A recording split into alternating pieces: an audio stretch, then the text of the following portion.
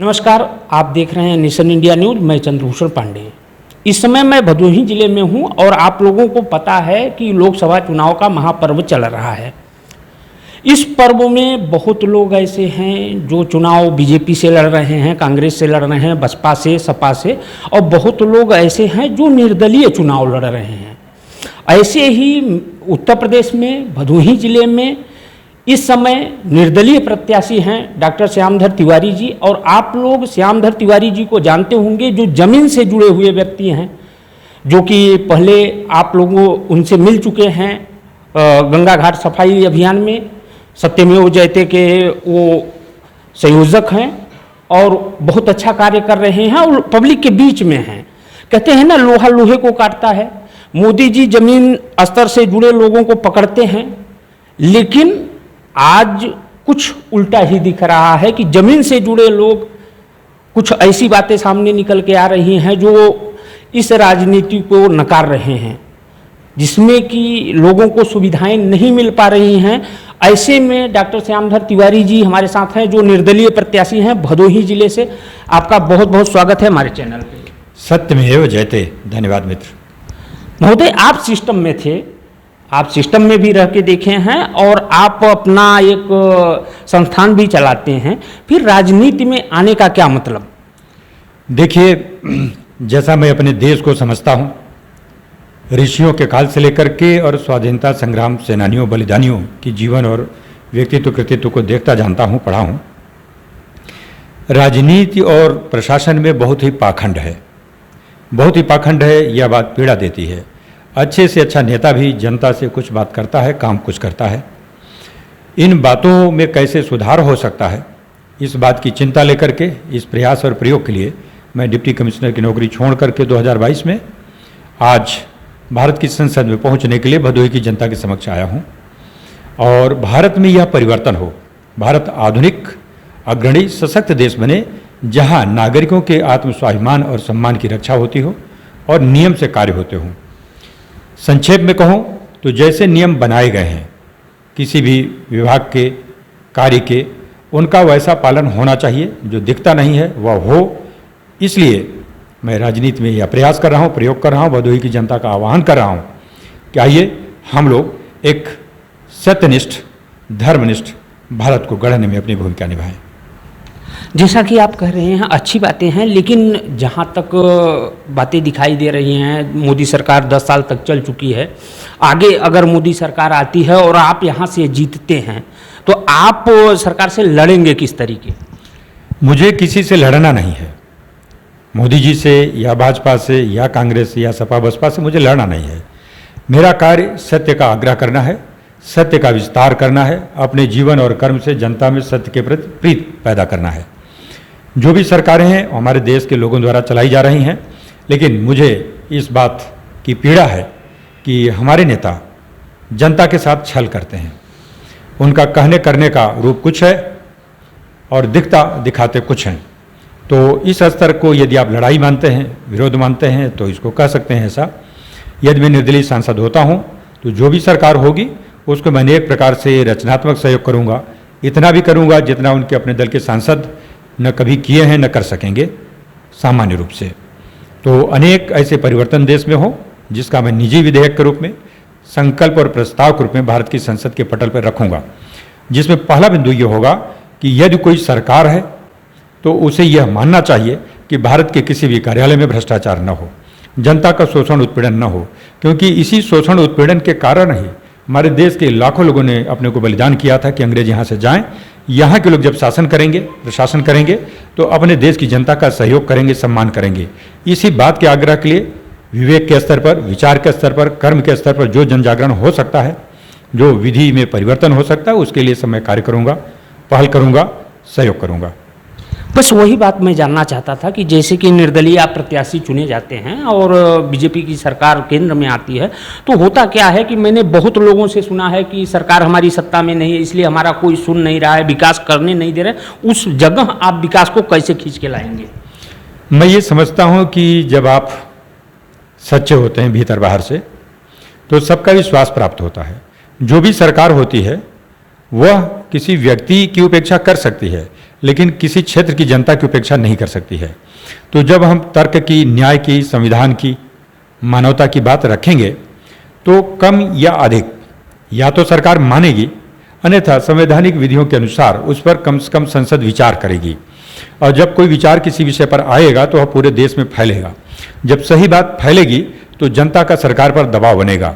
और हमें अपने लिए सरकार से कुछ नहीं चाहिए, लेकिन जनता के लिए, भदोही के लिए और भारत के लिए हमको चाहिए कि हम बार बार सत्य की बात उठाएंगे। हम बार बार इस बात को उठाएंगे कि भारत देश में जो आरक्षण की व्यवस्था की गई है वह अब अन्याय का रूप ले चुकी है। आरक्षण भारत को, समाज को एक करने के लिए व्यवस्था के रूप में आदरणीय डॉक्टर भीमराव अम्बेडकर जी और अन्य ने व्यवस्था बनाया, सुझाया था। आज हम क्या देख रहे हैं? 25 वर्षों की राजकीय सेवा में हमने देखा कि जिस घर का कोई एक अधिकारी हुआ, जिनके दादा हुए, पिता हुए, वो स्वयं और उनके बेटे हो रहे हैं। एक ही घर में कई कई सांसद, विधायक, मंत्री, आईएएस पीसीएस अधिकारी, बाबू आदि बन रहे हैं। यह सरासर गलत है। यह भारत के संविधान की आत्मा को नष्ट करता है।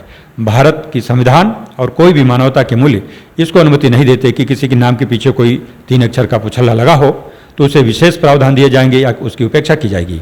आज कहने को आरक्षण न्याय और मानवता और समता के लिए है, लेकिन यह शोषण का, उत्पीड़न का, वोट बैंक का आधार बन चुका है। तो हमारा प्रस्ताव होगा कि आरक्षण भारत में एक तो इसकी समीक्षा होनी चाहिए कि आरक्षण के जो पैमाने थे, यानी व्यक्ति निर्धन है, घर नहीं है, शिक्षा नहीं है, पढ़ाई नहीं है, दवाई नहीं है, आर्थिक रूप से विपन्न है, शैक्षिक रूप से विपन्न है, इनका परीक्षण हो। और जो लोग अनेक बार सांसद बने हैं, अनेक बार मंत्री बने हैं, अनेक बार मुख्यमंत्री बने हैं और अधिकारी बने हैं, उनको पुनः आरक्षण कभी नहीं मिलना चाहिए। जिनको नहीं मिला है उन्हीं जातियों में, उन्हीं कथित पिछड़ी जातियों में, कथित दलित जातियों में यदि दूसरे को आरक्षण मिलता है तो हम इसका आह्वान करेंगे, जन जागरण करेंगे कि ये जो पार्टियां अलग अलग जातियों का वोट बैंक बना के बैठी हैं, हम इसको गांठ को खोलना चाहेंगे कि जो देश के नागरिक हैं सबको समान अधिकार है। यदि किसी को कोई विशेष व्यवस्था, अवसर दिए जाते हैं तो यह अपवाद है, यह विरल है, यह किसी का अधिकार नहीं है, यह भारत राष्ट्र को सशक्त बनाने के लिए है। तो ऐसे चाहे सवर्ण हो, चाहे पिछड़े हों, चाहे दलित हों, सबको समान न्याय मिले। भारत के संविधान में 15 अगस्त 2047 तक यह समता न्याय का स्तर आए, इसके लिए हम दूसरा प्रस्ताव भारत की संसद में लाएंगे। और हम यह कहते हैं यह भेदभाव अनंत काल तक नहीं चलेगा। और जैसे अभी चंद्रयान को हमारे वैज्ञानिकों ने चंद्रमा पर पहुंचाया है, तो पहले हम बूस्ट करते हैं और पृथ्वी की कक्षा से बाहर उपग्रह को ले जाते हैं और फिर डी बूस्ट करके उसको किसी अन्य ग्रह की कक्षा में ले जाते हैं, चंद्रमा पर जैसे ले गए। हमने आरक्षण की व्यवस्था की, यह बूस्टिंग थी। डी बूस्टिंग क्या करना है कि जिनको आरक्षण का लाभ मिल गया है उनको उससे बाहर किया जाए, ताकि जो वास्तव में पिछड़े रह गए हैं उनको उसका अवसर मिले। यह प्रश्न कोई दल नहीं उठा रहा है, कोई नेता नहीं उठा रहा है। उनको लगता है इससे उनकी राजनीति समाप्त हो जाएगी। हमको राजनीति करनी नहीं है उन अर्थों में। हमको भारत में समता और न्याय की स्थापना करनी, सत्य की प्रतिष्ठा करनी है। इसलिए जैसे एक बार जिसने राशन ले लिया, 5 किलो का गेहूं सही, चावल सही, 100 रुपए का मूल्य, उसको दोबारा नहीं मिलता है। तो आरक्षण से कोई पद प्राप्त कराना या उससे बहुत बहुत बहुत बड़ी चीज है, इसको बार बार नहीं दिया जा सकता। और चूंकि पद बहुत कम है, पद 2 से 3% हैं और जनसंख्या इतनी बड़ी है, जीवन काल 70 वर्ष है, एक व्यक्ति पद पाता है तो 30-35 वर्ष सेवाओं में, राजनीति में भी कुछ लगभग ऐसे प्रयास करता है, बना रहता है। तो अन्य लोगों का क्रम कभी आएगा नहीं, यह क्रम उनका आए। इसलिए आरक्षण एक बार, एक पीढ़ी एक बार, यह हमारा नारा होगा जो भारत को आधुनिक बनाएगा, न्यायपूर्ण बनाएगा। अब उदाहरण के लिए आरक्षण पर क्या विचार होना चाहिए? हम चिकित्सकों का चयन करते हैं। उदाहरण के लिए चिकित्सक किसके लिए होता है? इस देश की जनता के सेवा के लिए। जिनकी सेवा करता है, जिनका उपचार करता है, जिनका वो ऑपरेशन करता है, वह पिछड़े भी होते हैं, दलित भी होते हैं, लाखों की संख्या में होते हैं। एक चिकित्सक को जात के नाम पर हम सर्जन बनाते हैं और जिसकी मेरिट अधिक है, जो और अच्छा डॉक्टर हो सकता है देश में, उसको हम बाहर कर देते हैं। तो परिणाम क्या आता है कि वह जो जनता है वह द बेस्ट डॉक्टर की सेवा लेने से वंचित होती है। और यदि किसी को प्राण रक्षा करनी है और सरकारी अस्पताल आरक्षित चिकित्सकों से, सर्जनों से भरे हुए हैं, जैसा कि 50 से 75% सीमा की ओर हम आरक्षण में जा रहे हैं, बिहार में हमने देखा, तो मुझे लगता है कि हमारे नेताओं को हो क्या गया है, प्रधानमंत्री जी को विचार करना है, मुख्यमंत्री को विचार करना है, कर क्या रहे हैं वो, राष्ट्र को आगे बढ़ा रहे हैं या पीछे ले जा रहे हैं। उन्होंने किया क्या है 75 वर्ष में और 25 वर्ष में, यानी समाज को पीछे ले गए हैं। आरक्षण अधिक बढ़ाने की आवश्यकता पड़ रही है, तो अब क्या करेगा? जिसको प्राण बचाना है, वो चाहे पिछड़ा हो, दलित हो, सवर्ण हो, जो भी हो, सामान्य हो, वह जाएगा किसी निजी चिकित्सालय में। वहां क्या होगा? वहां वही सेवाएं हमको और 2 गुनी, 4 गुनी, 10 गुनी महंगी मिलेंगी। तो किसका शोषण उत्पीड़न होगा? उन्हीं पिछड़ों, दलितों, सामान्य वर्ग सभी का होगा। तो ये एक ऐसा चक्र बना है जो अपनी मृत्यु के लिए स्वयं उत्तरदायी होता है। तो आरक्षण आज इस रूप में आ चुका है कि हमारी गुणवत्ता को बाधित कर रहा है। भारत को यदि विश्व स्तरीय अग्रणी राष्ट्र बनना है तो हमको गुणवत्ता को महत्व देना होगा और राष्ट्र को साथ मिलाना है। तो किसी को कुछ भी निःशुल्क देने के बजाय उनको उत्तरदायी भी बनाना होगा। हम निःशुल्क राशन देना, आवश्यक परिस्थिति में कोरोना काल में देना तो उचित था, लेकिन उसके बाद भी हम 5 किलो राशन दिए जा रहे हैं। तो यह सत्तारूढ़ सरकार द्वारा जनता को घूस दे करके वोट लेने की और देश को काहिल बनाने का कार्य है। इसको कहने में मुझे कोई संकोच नहीं है। प्रधानमंत्री श्री नरेंद्र मोदी जी ने संसद में कहा था कि मनरेगा की योजना कांग्रेस के 60 वर्ष की असफलताओं का परिणाम है, स्मारक है। तो मुझे लगता है कि 5 किलो राशन वाली जो योजना है प्रधानमंत्री मोदी जी की, यह उनकी वोट बटोरने की योजना का प्रमाण है। ऐसा नहीं होना चाहिए। उनको 80 करोड़ लोगों को राशन देते समय कम से कम अब तक 8 करोड़ लोगों को रोजगार की चिंता करना चाहिए था। दिन रात अपना कार्यालय छोड़ करके देश में भ्रमण करने की बजाय वो प्रधानमंत्री कार्यालय में लेकर प्रतिभाशाली लोगों को बैठते कि कैसे क्या क्या कार्य आरंभ किए जाएं देश में कि ये योजना हो। जो विकास दिखाया जा रहा है देश में, मेरी समझ है 25 वर्ष में हम लोगों ने हजारों करोड़ रुपए राजस्व संग्रह करके देश को दिया है समाज को आगे बढ़ाने के लिए। लेकिन नेता क्या करते हैं? उसको अपना समझ लेते हैं, अपने दल के हित में, अपनी सत्ता के हित में उसका उपयोग करते हैं। यह अनुचित है, नहीं होना चाहिए। भारत सशक्त नहीं होगा, भारत में एकता इससे नहीं आएगी जब तक सत्य और न्याय और समता अपने को दूसरे के प्रति एक भाव रख करके कोई नेता काम नहीं करेगा, वह श्रेष्ठ नेता नहीं हो सकता। यह बात वर्तमान भाजपा सरकार पर भी लागू है, आदरणीय श्री नरेंद्र मोदी जी पर भी लागू है। प्रचार कर लेना, सत्ता सरकार बना लेना, ये बहुत छोटी बात है। अनेक नेता बनाए हैं पहले, सरकार आगे भी बनाएंगे। हमारी दृष्टि में भारत के जो महान राष्ट्र निर्माता हैं वो आचार्य चाणक्य हैं, आचार्य शंकर हैं, गोस्वामी तुलसीदास जी हैं, महात्मा गांधी हैं, विवेकानंद हैं। ऐसे अनेक लोग हैं जो जाने के बाद भी इस देश में कोई न कोई योगदान उनके चरित्र कर्म से हो रहा है। ये तब हो रहा है, जितने का नाम लिया हूं, उनके जीवन में कहीं न कहीं निष्पक्षता है, सत्य है। इसलिए उनका व्यक्तित्व तो आज भी शरीर न होने के बाद भी प्रभाव डाल रहा है, लोगों को प्रेरित कर रहा है। तो मेरा ये कहना है कि भारत में जो भी सरकार है, कोई भी व्यक्ति 2 बार से अधिक प्रधानमंत्री, 2 बार से अधिक मुख्यमंत्री बनने की इच्छा न रखे। राष्ट्रपति राज्यपाल का पद केवल 2 बार किया जाए। जो नेता राजनीति करते हैं वो 25 वर्ष से अधिक सांसद विधायक न रहें। ऐसा एक स्वस्थ वातावरण बने जैसा पश्चिमी देशों में है, जहां से हमने नकल किया है लोकतंत्र की, वहां ये बात है। तो हम भारत में जब प्रतिभाओं को आगे लाएंगे, आप उदाहरण के लिए देखिए, जैसे भदोही को लीजिए। भाजपा ने यहां क्या किया है? भाजपा ने जिस श्यामधर तिवारी की पूरे उत्तर प्रदेश में अपनी सत्यनिष्ठा के लिए ख्याति है, पूरे उत्तर प्रदेश में जो व्यक्ति सत्यमेव जयते के नाम से ही जाना जाता है, वहां भाजपा ऐसे प्रत्याशी को लाती है जिसके ऊपर आरोप है जनता में कि वो करोड़ों रुपए देकर के टिकट प्राप्त कर चुनाव में आ रहा है। प्रतिदिन लाखों करोड़ रुपए खर्च किए जा रहे हैं चुनाव जीतने के लिए। इससे क्या होगा? इससे देश सशक्त होगा? बिल्कुल गलत बात है। मैं राष्ट्रीय स्वयंसेवक संघ तक भी ये संदेश पहुंचाना चाहता हूं। राष्ट्र निर्माण की बात करते हैं और भाजपा को सहयोग करते हैं कि जब तक संघ में यह विवेक नहीं होगा कार्यकर्ताओं में कि वास्तव में राष्ट्र प्रेमी कौन है, धर्म धारक कौन है, किससे राष्ट्र को, राष्ट्र के लोगों को विश्वास और शक्ति प्राप्त हो रही है, उसको बल दें। तब तक यह सोच करके कि हम आंख मूंद करके केवल संगठन के व्यक्तियों को देंगे, चाहे वो जातिवादी हो, चाहे भ्रष्टाचारी हो, तो मैं कहूंगा संघ भी भटक गया है। और यह पूज्य श्री हडगेवार जी का या पूज्य गुरु गोलवलकर जी का भी संघ नहीं है। पूज्य मोहन भागवत जी से मैं अनुरोध करूंगा कि ये जो भ्रष्टाचार को समर्थन जगह जगह संघ से प्रत्यक्ष अप्रत्यक्ष मिल रहा है, उस पर विचार करें। राष्ट्र आगे नहीं जाएगा, नहीं जाएगा, नहीं जाएगा। चरित्र की साधना करनी पड़ेगी। जो अविचलित रह करके निष्पक्ष भाव से राष्ट्र की रचना करते हैं, या कुछ व्यक्तियों से, कुछ दलों से नहीं होगा।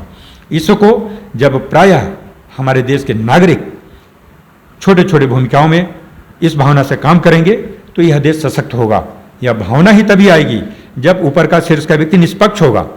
जब हम इसमें बंध जाएंगे कि हम तो फलाना पार्टी के सदस्य हैं या समर्थक हैं, इसलिए जिसको भी खड़ा कर देगी, ऐसे ऐसे शब्दों का प्रयोग किया गया है यहाँ कि सुनकर के हंसी आती है कि कोई कुत्ता बिल्ली खड़ा कर देगा तो भी जीत जाएगा। तो लोकतंत्र यहां तक पहुंचा है, यहां तक पहुंचाया गया है कि अब लोकतंत्र का जो प्रतिनिधि होगा वो कुत्ता बिल्ली होगा।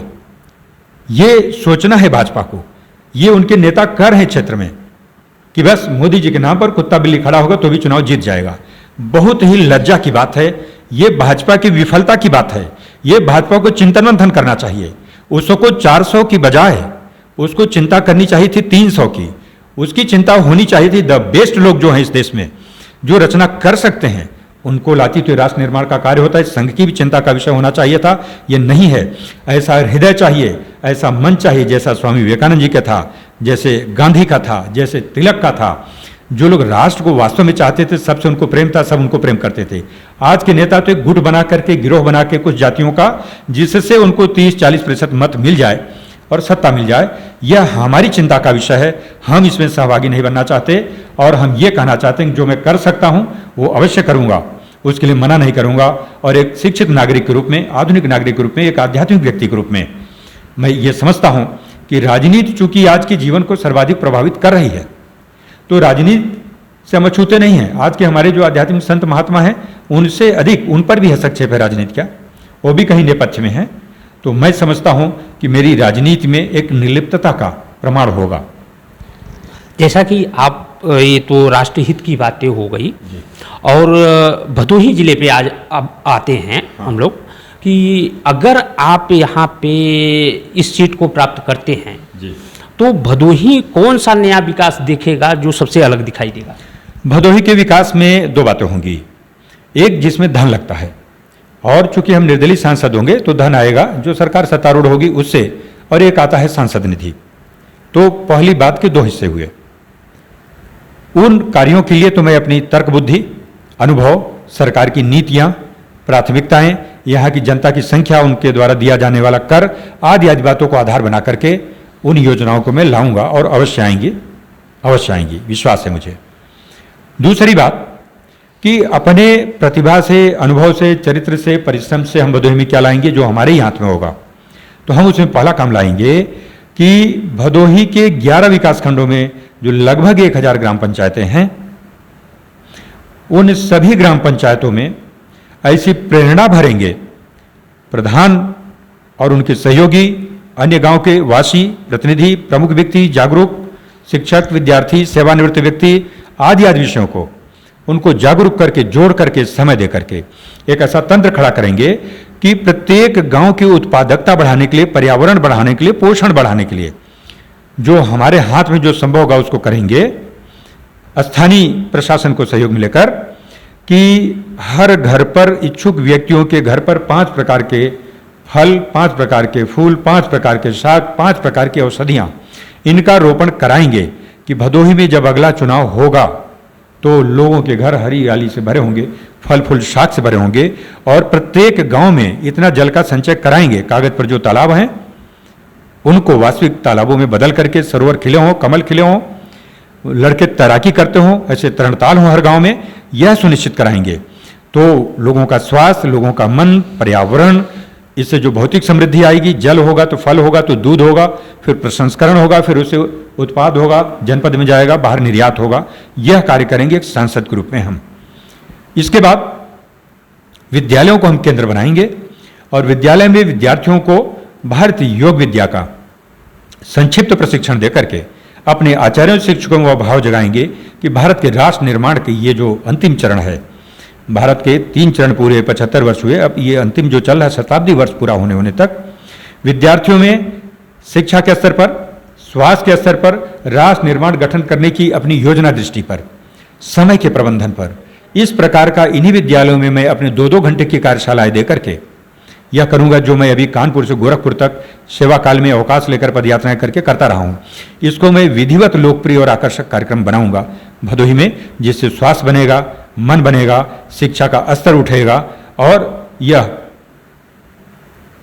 राष्ट्र को एक दूरगामी और दूरदर्शी योगदान करेगा।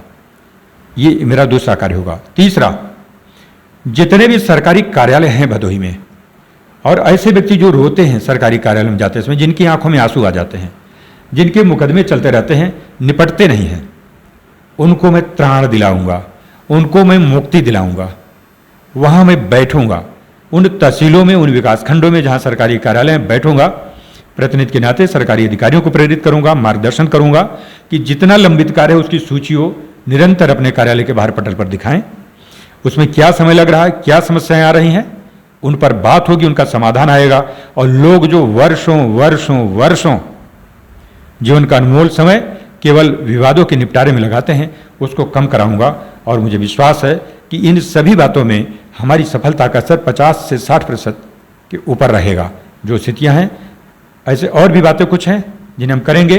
टूटी सड़कों को 24 से 72 घंटे के बीच जितना संसाधन सुलभ होगा उनके गड्ढों को भरवाएंगे। लोगों के कमर न टूटे, साइकिलें न टूटें, गाड़ियां न खराब हों, धूल न उड़े।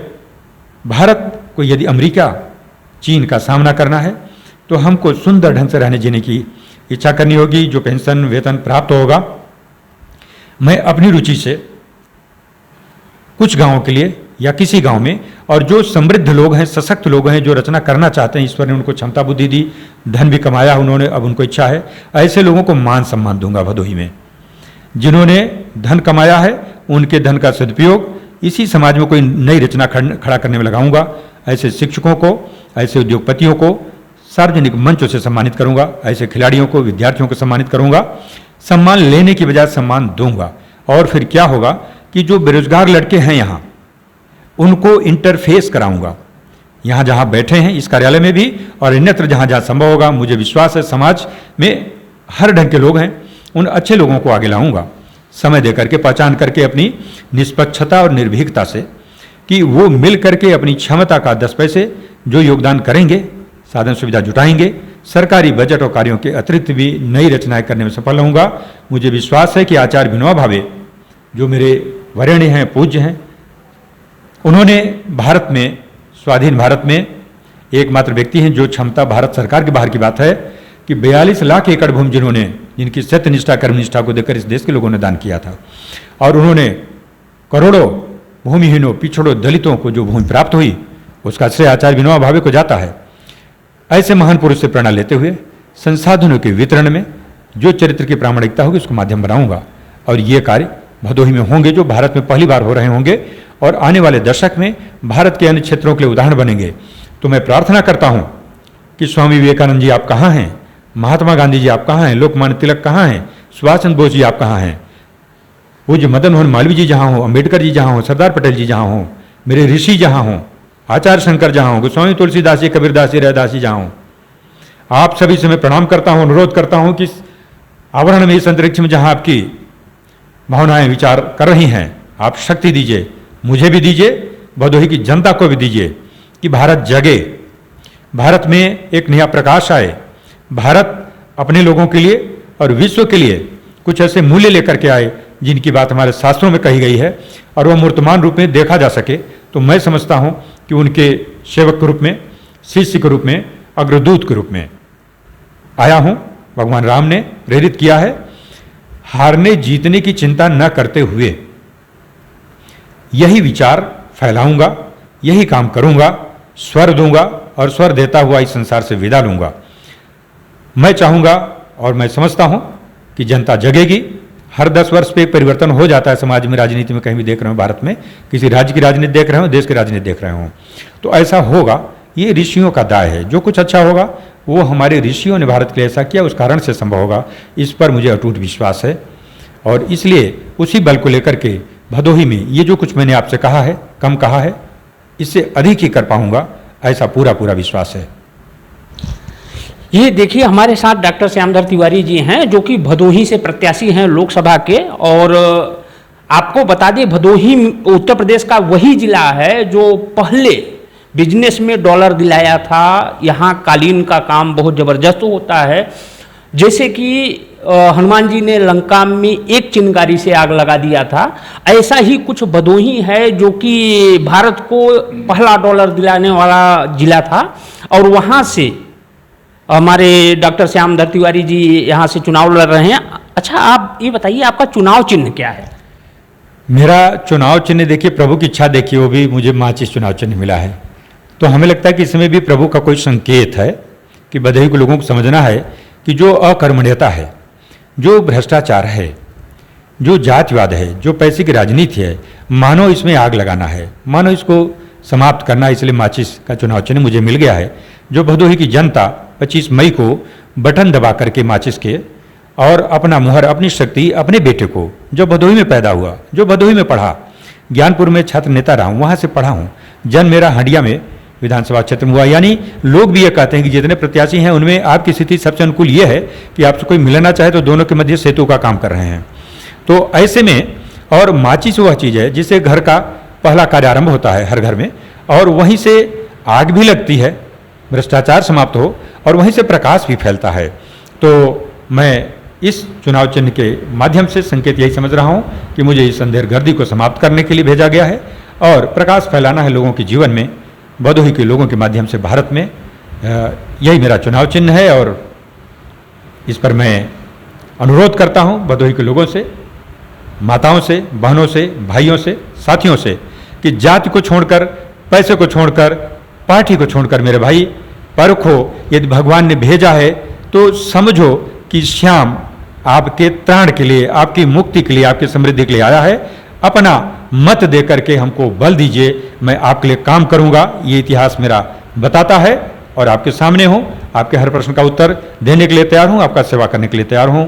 इन्हीं शब्दों के साथ मैं अपनी आपकी इस प्रश्न का उत्तर पूरा कर रहा हूं कि माचिस का कोई विशेष अर्थ है और ये माचिस भदोही में कुछ नया करेगी, ऐसी आशा कर रहा हूं।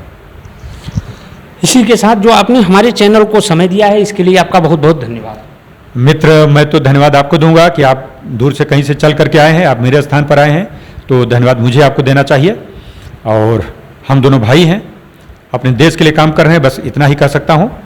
मैं नहीं मानता कि इसमें आपका कोई स्वार्थ है या मेरा कोई स्वार्थ है। ये समय की मांग है, प्रभु का आदेश है। हमारी आपकी भेंट हुई, आपसे भेंट हमारी, मुझे स्मरण आता है कि सीतामढ़ी घाट का जब हम लोग 25 दिसंबर को आदरणीय अटल बिहारी वाजपेयी जी और पूज्य मदन मोहन मालवीय जी की जयंती पर स्वच्छता अभियान चला रहे थे, तो आप वहाँ आए थे। अचानक ही आपने हम लोगों को देखा था, आप रुके थे वहीं आप, और हमें लगता है कि पुनः आप ऐसा ही कुछ भगवान महर्षि नारद जी जैसा, उस दिन भी आप बिना बुलाए आए थे, आज भी हम लोग तो निकल रहे थे प्रचार में लेकिन आप आ गए। मैं आपको महर्षि नारद का स्मरण करते हुए प्रणाम करता हूँ। इस बात को, सत्य को, सत्य सत्य और सत्य, जहाँ सत्य नहीं रहेगा वहाँ कुछ नहीं रहेगा। सत्य रहेगा तो सभी धर्म रहेगा, राष्ट्र रहेगा। मैं अपने उन भाइयों से जो सोचते हैं कि हमने कोई मन बनाया है कि मैं इस जात को वोट दूंगा, उस पार्टी को वोट दूंगा, सोचो सोचो सोचो भाई, और बहुत स्थान है, 542 स्थान हैं, वहाँ ये प्रयोग होने दीजिए। भदोही में आपको एकमात्र विरल प्रत्याशी मिला है, व्यक्ति मिला है, साथी मिला है, भाई मिला है, उसको पहचानो, उसको पकड़ो और अपनी सेवा में लगा लो। मेरे प्रणाम स्वीकार कर लो, और जो मेरे छोटे भाई हैं उनके लिए मेरा स्नेह है, आशीर्वाद है। मैं सभी को प्रणाम करता हूँ और राम का नाम लेकर अपने काम पे लगता हूँ। सत्यमेव जयते। इसी के साथ कैमरामैन जयवंत के साथ चंद्रभूषण पांडे, भदोही, उत्तर प्रदेश।